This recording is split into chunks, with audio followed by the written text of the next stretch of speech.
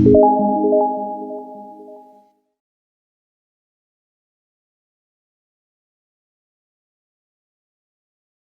tinjauan teologis, semua ulama Islam Ahlus Sunnah wal Jamaah tidak meletakkan imamah sebagai sebuah bahagian dari akidah yang qat'i.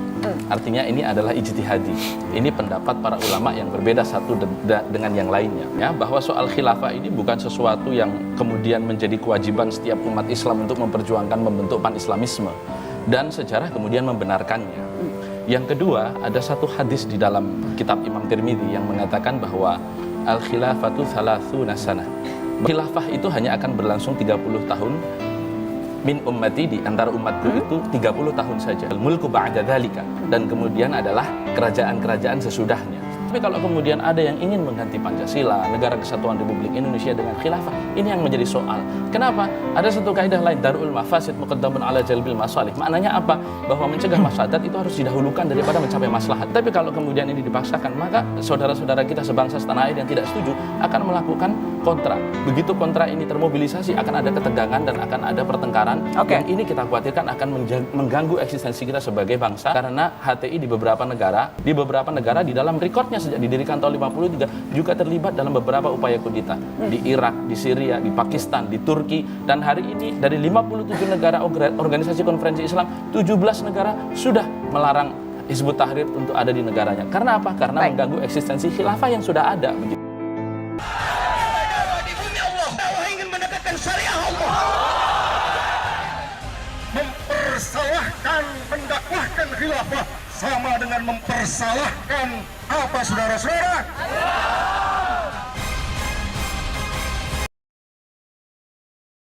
Mengacu pada ketentuan Perpu nomor 2 tahun 2017 terhadap status Badan Hukum Perkumpulan Hizbut Tahrir Indonesia dicabut.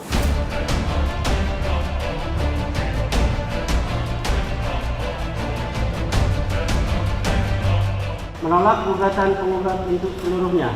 2. Menghukum penggugat untuk membayar biaya perkara sebesar Rp455.000 dengan dihadiri oleh kuasa hukum penggugat dan kuasa hukum tergugat. Kami hanya ingin menerapkan syariah dan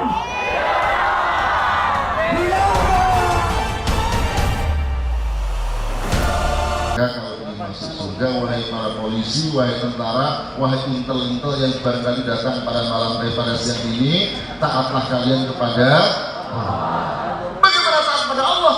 Taat kepada agamanya, taat kepada syariahnya. Syariahnya Allah ini tidak mungkin bisa diterapkan kecuali dengan khilafah. Berarti para tentara, wahai polisi, jika ingin masuk surga, jadilah Anda juga pejuang khilafah. Tapi tentara, polisi, presiden berkumpul, lalu kemudian mereka bicara, saudara-saudara, sudah lama kita ini muak dengan demokrasi, ternyata demokrasi membuat kita menderita dan terjajah. Dan setelah saya pikir-pikirkan, tidak ada lain solusinya kecuali syariah dan khilafah. Maka saya sebagai tentara, demikian juga saya sebagai presiden, wakil presiden dan seterusnya setuju khilafah. Dan karena yang paling tahu tentang khilafah adalah Hizbut Tahrir, maka sejak sekarang saya turunkan, saya serahkan kekuasaan ini kepada Hizbut Tahrir. Amin.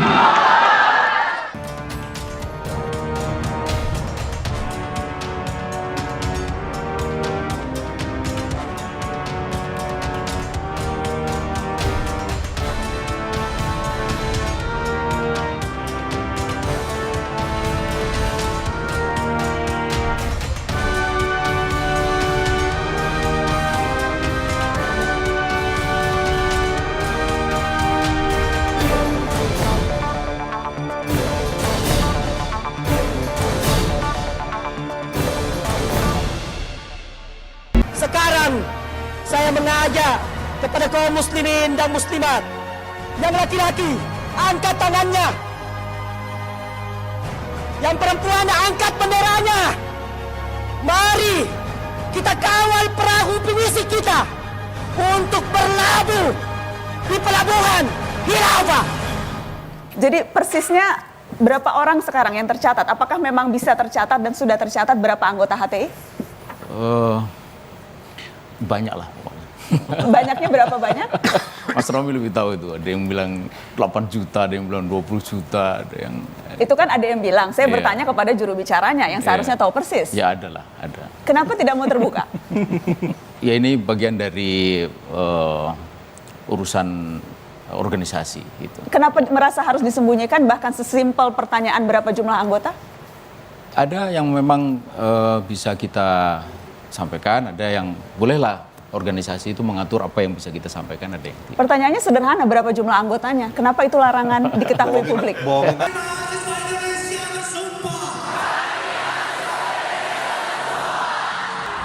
Dengan sepenuh jiwa kami akan terus berjuang tanpa lelah, tanpa lelah, tanpa lelah untuk tegaknya syariat Islam dalam naungan negara khilafah Islamiyah.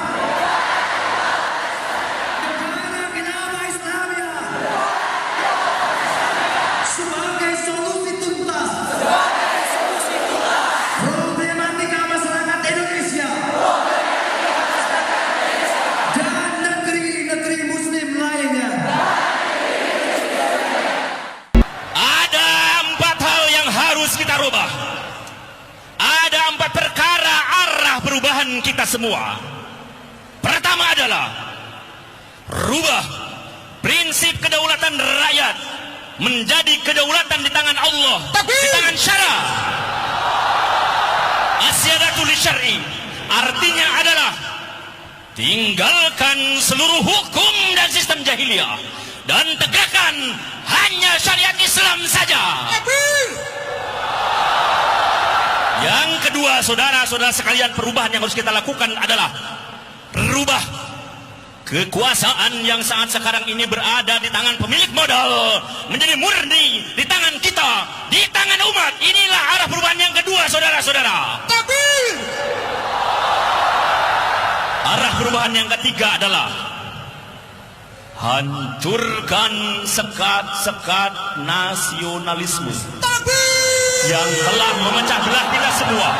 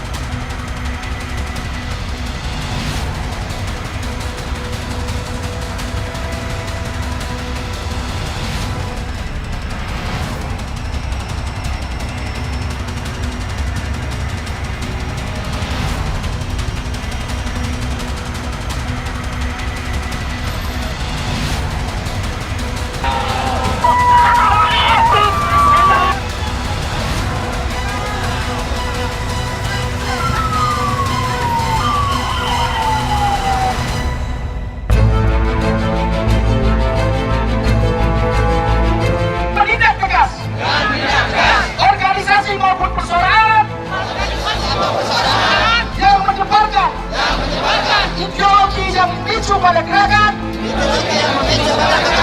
anti Pancasila dan NKRI. Anti Pancasila dan NKRI.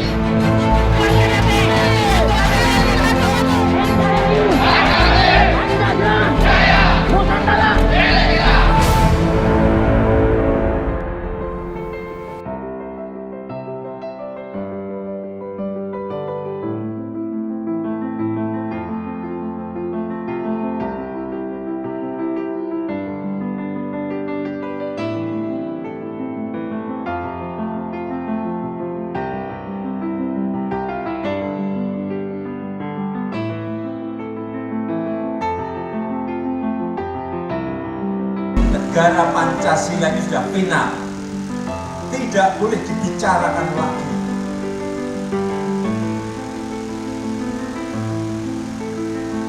Kalau ada yang keluar dari Pancasila, dari Undang-Undang Dasar 45, dari NKRI, dari kebinekaan kita, Itu hal yang sangat fundamental sekali. Kalau itu ada ormas yang seperti itu, ya kita gebuk.